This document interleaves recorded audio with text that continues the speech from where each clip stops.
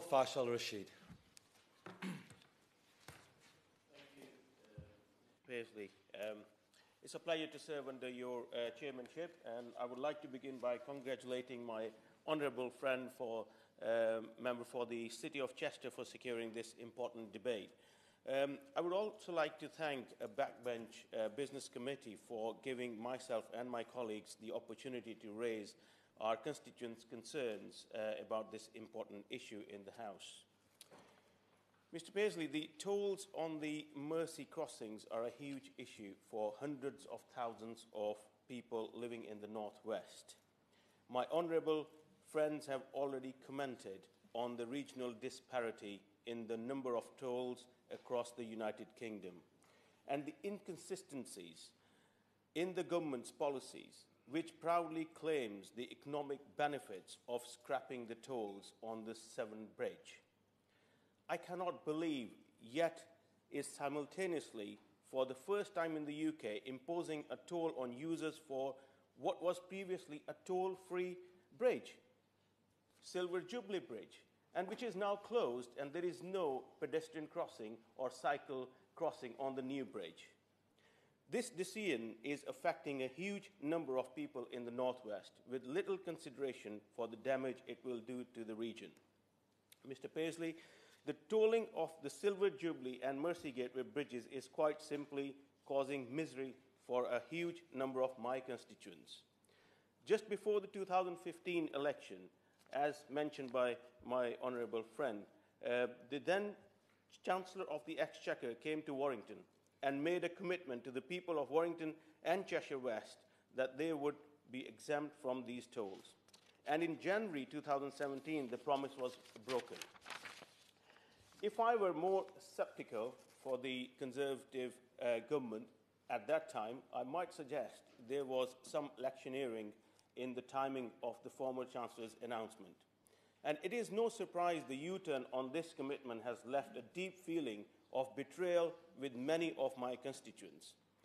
This new toll leaves residents facing an additional cost of £1,000 per year to make crossing that had previously been free. And this huge cost will be for many to carry out everyday activities such as travelling to work or attending hospital appointments.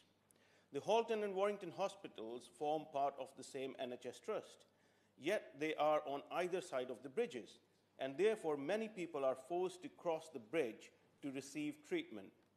As one of my constituents with a chronic illness put it to me, this toll becomes yet another tax on illness for hundreds of people. Indeed, I have also been contacted by many NHS staff in my constituency who we already know for too well are suffering as a result of the public sector pay freeze and are now expected to take what is in effect a £1,000 pay cut, simply for the luxury of travelling to work.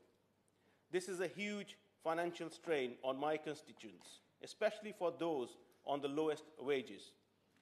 And the situation appears even more unfair when you consider the fact that the government spends over £1,000 per head more per year on transport in London than it does in the northwest. Yet it expects our constituents to spend an additional £1,000 that many of them simply do not have to carry out everyday activities.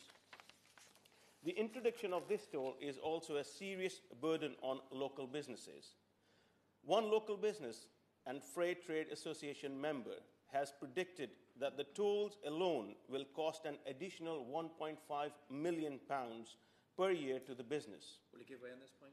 I will give way to my... I thank my honourable friend for giving way. And isn't that the frustration, that the bridge was a chance to enhance connectivity, not just across Liverpool City region, but with Wigan and Warrington and Chester and right into North Wales? But if workers in St Helens are having to pay £80 a month and businesses are having to pay thousands of pounds a year, doesn't it become a barrier and a disincentive to building our economic region?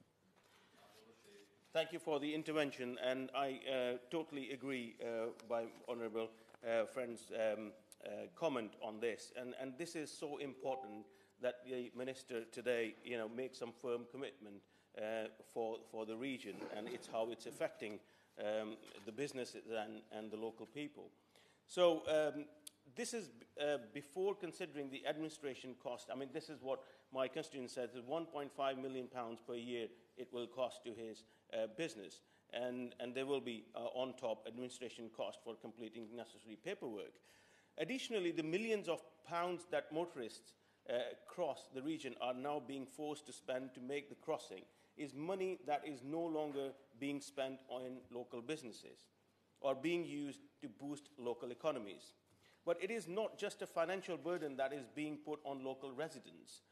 Since the toll has opened, I have been contacted by dozens of constituents who have concerns about the increase in traffic in and around Warrington town centre, an area that is already highly congested at peak times. Mr. Paisley, naturally, motorists are keen to avoid paying the toll where they can, and so many are opting instead to drive through Warrington town centre. Warrington already attracted almost 200,000 journeys to work before the introduction of tolls on these bridges, and local infrastructure simply cannot take any further increase in traffic congestion. Local people do not deserve to suffer with any more traffic misery in my constituency and Warrington town. Warrington is also an area that already suffers extremely high levels of air pollution. In 2016, Warrington was highlighted by the World Health Organization for breaching air pollution safety levels, and a major increase in vehicular movement in having an adverse impact on the health of local residents and is exacerbating problems Warrington already has with poor air quality. All of this is to mention but a few of the problems with the tolls in the Mersey region. So I would like to take the opportunity to echo the excellent comments that have been made by my honourable friends and colleagues so far in this debate. But it is time that these words become actions. I welcome the opportunity to meet with Minister last month, and I am grateful that he took the time to have discussions with me. He has assured me that he will do his best to take action on this issue. I look forward to our follow-up meeting in the new year. However, this issue will not go away until real action is taken to alleviate this burden from our constituents. I would like the government to commit to undertaking an urgent review of the tolling of this bridge. The concessions that have been made to Halton residents have been part funded by £350 million from the government. There is no reason why the government should not be able to fund the extension of this scheme to help people in neighbouring constituencies, people who have no choice but to regularly use the bridge. And I would go even further today and urge the government to consider renegotiating the ownership of the bridge with private investors, with the view to bring the Silver Jubilee Bridge into public ownership and keep both Halton crossings toll-free for all residents. The bridge has the potential to be a valuable economic corridor connecting local communities and businesses. And I personally do believe that this should be part of the national road infrastructure rather than seeking private investment into building this bridge. So I urge the government to fund this to prove to local people that the North does matter. This is only the beginning of a long fight to scrap the Mersey tolls, and I will be fighting for Warrington South every step of the way. Thank you.